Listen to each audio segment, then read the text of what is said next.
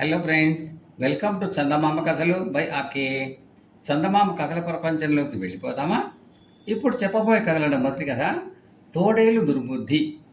ఈ కథను రాసిన వారు శ్రీ టి శంభుదాస్ గారు. కుందేలు తనకు శాస్త్రి చేసిన దగ్గర నుంచి నక్క కుమిలిపోతోంది. కుందేలు తన పైనకి సవారీ చేసిన కొద్ది రోజుల అవతల ఒకనాడు నక్క ఎక్కడికో పోతూ ఉండగా తోడేలు ఎదురుపడి, "ఇదేమిటి నక్క బావా, చిక్కి సగం అయిపోయావే, ఒంట్లో బాగుంటం లేదా ఏమిటి?" అని అడిగింది. నక్క రుసరుసలాడుతూ, "ఆ కుందేలును చంపి తిన్న రోజున నా రోగం అంతా పోతోంది" అన్నది. నక్క కుందేలును ఏడిపించిన సంగతి అదివరకే అడవంతా పొక్కిపోయింది. అయినా తోడేలు ఏమీ తెలియనట్టుగా, "అదేమిటి, అసలు ఏం జరిగింది?" అని ఆశ్చర్యం నటిస్తూ అడిగింది. నక్క జరిగిన సంగతి అంతా చెప్పింది.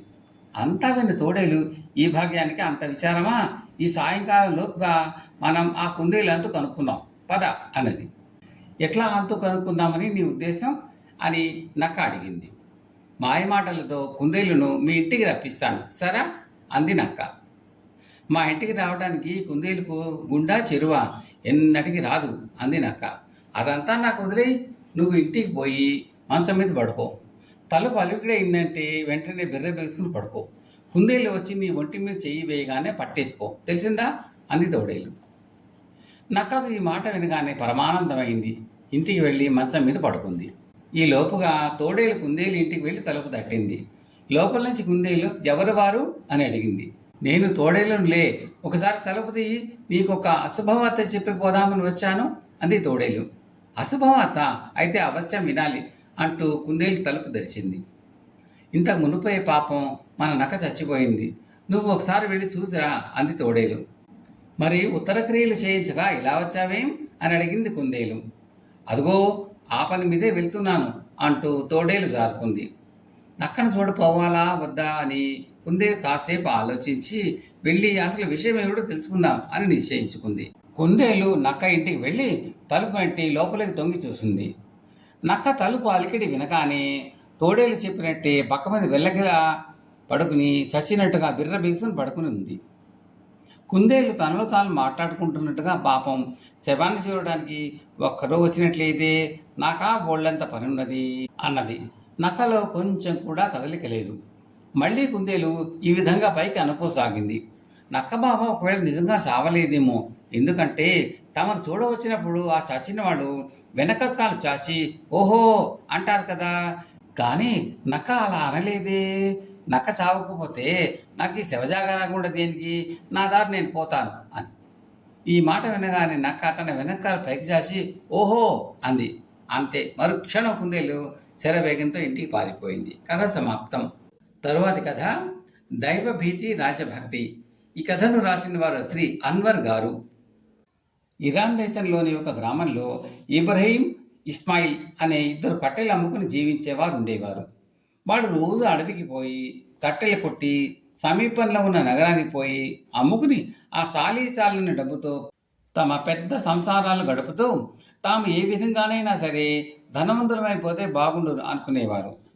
అయితే ఇబ్రహీం దైవభక్తి రాజభక్తి కలవాడు కావటం చేత దైవానికి రాజుకు సమ్మతమయ్యేలాగా తాను ధనవంతుడు కావాలని కోరుకునేవాడు. ఇస్మాయిల్కు ఇలాంటి పట్టింపులు ఏమీ లేవు. దైవం కానీ రాజు కానీ తన దారిద్ర్యాన్ని తొలగించరు కనుక తాను ధనవంతుడు కావడానికి వారి సమ్మతి అవసరం లేదు అని అతని ఉద్దేశం.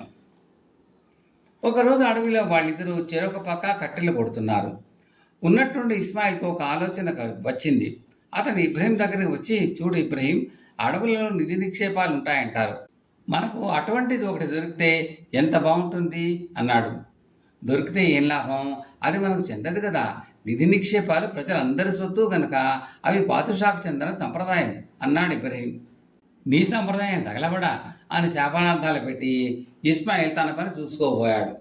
మర్నాడు ఇద్దరు అడవిలో కట్టెలు కొట్టేటప్పుడు ఇబ్రహీంకు ఒక పెద్ద మొద్దు దొరికింది. అతను దాన్ని కష్టపడి రెండుగా గొడ్డలితో నరికేసరికి అతనికి ఆశ్చర్యము భయము కూడా కలిగాయి. ఎందుకంటే ఆ మొద్దు లోపల ఒక బంగారు పాత్ర ఉన్నది. మూత తీసి చూస్తే పాత్ర నిండా బంగారు దీనారాలు ఉన్నాయి. అతను వెంటనే ఇస్మాయిల్ ఉన్న చోటి పరిగెత్తుకుంటూ వెళ్ళాడు. ఇబ్రహీంను చూసి ఇస్మాయిల్ కంగారు పడ్డట్టు కనిపించాడు. కానీ తనకు బంగారం దొరికిందని ఇబ్రహీం చెప్పాక ఆశ్చర్యపడి, "దాన్ని ఏం చేయబోతున్నావు" అని అడిగాడు. ఏముంది, తీసుకుపోయి పాదుషా గారికి ఇచ్చేస్తాను, ఆయన ఏమన్నా ఇస్తే తీసుకుంటాను అన్నాడు ఇబ్రహీం. ఓరి దౌర్భాగ్యుడా, అయితే నీకు మంచి కాలం రాదు పో అన్నాడు ఇస్మాయిల్. మంచి కాలం వచ్చే మాట ఉంటే నన్ను వెతుక్కుంటూ అదే వస్తుంది అన్నాడు ఇబ్రహీం. డబ్బు కోసం అంతగా విలవిలలాడే ఇస్మాయిల్ తనకు దొరికిన బంగారాన్ని చూడడానికైనా రాకపోవటం ఇబ్రహీంకు చాలా ఆశ్చర్యంగా అనిపించింది. అతను బిందెను తీసి ఒక పక్కన పెట్టి మొద్దును నరికి కట్టెలు చేసి బంగారం పాత్రను కట్టెల మధ్య కనబడకుండా పెట్టి మోపు కట్టి ఇంటికి వెళ్ళి కట్టెలు అక్కడ పడేసి బంగారు పాత్రను రాజధాని తీసుకుపోయి పాదుషా పాదాల దగ్గర పెట్టి అది తనకు ఎలా దొరికింది చెప్పుకున్నాడు. పాదుషా నిండు దర్బార్లో అతన్ని రాజభక్తిని మెచ్చుకుని ఆ పాత్రను స్వీకరించి ఇబ్రహీంకు బహుమానంగా పాత్రలోని దీనారాలు ఇయ్యక ఖజానా నుంచి 100 దీనారాలు తెప్పించి ఇచ్చి అతన్ని పంపేశాడు. ఇబ్రహీం వెంటనే ఆ డబ్బుతో చిన్న వ్యాపారం ప్రారంభించాడు. ఇది జరిగిన 2 రోజుల తర్వాత ఇస్మాయిల్ నకిలీ బంగారాన్ని మేలిం బంగారం అని చెప్పి రాజధాని నగరంలో అమ్మజూపుతూ రాజభటులకు దొరికిపోయాడు అన్న వార్త ఇబ్రహీం ఉండే గ్రామంలో తెలిసింది. ఇబ్రహీం వెంటనే రాజధానికి వెళ్ళాడు. ఇస్మాయిల్ పాదుషా గారి విచారణ ఎదురుచూస్తూ నిర్బంధంలో ఉన్నాడు. ఇబ్రహీం పాదుషాను కలుసుకుని ఇస్మాయిల్కు తాను జామీనుగా ఉంటానని అతన్ని వదిలిపెట్టవలసిందని కోరాడు. పాదుషా ఇబ్రహీం అభ్యర్థన విని సభికులతో ఇలా చెప్పాడు: దైవభక్తి రాజభక్తి కలిగి సాంప్రదాయబద్ధంగా జీవించేవారు సుఖంగా ఉండగలరు. వీటిని వ్యతిరేకించిన వారు కష్టాల పాలవుతారు. ఇందుకు ఒక చిన్న కథ చెప్తాను. 2 కట్టెలమ్మి జీవిస్తూ ఉండేవారు. వారిలో ఒకడు దైవభీతి రాజభక్తి గలవాడు. ఒకరోజు షికారుగా అడవికి పోయిన పాదుషా వారి సంభాషణ విని 2 నకిలీ బంగారు పాత్రలను వారు కట్టెలు కొట్టే చోట పొడిపించాడు.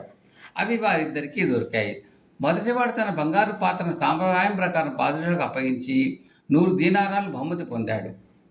కానీ రెండోవాడు అంతా తనకే కావాలని దురాశపడి సాంప్రదాయానికి విరుద్ధంగా ఆ నకిలీ బంగారాన్ని అమ్మచూపి దొరికిపోయాడు.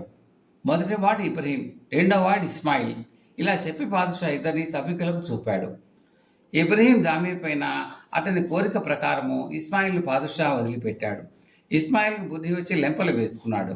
ఇబ్రహీం అతని తన వ్యాపారంలో భాగస్వామిగా చేసుకున్నాడు. కాలక్రమాన ఇద్దరు పెద్ద వ్యాపారస్తులయ్యారు.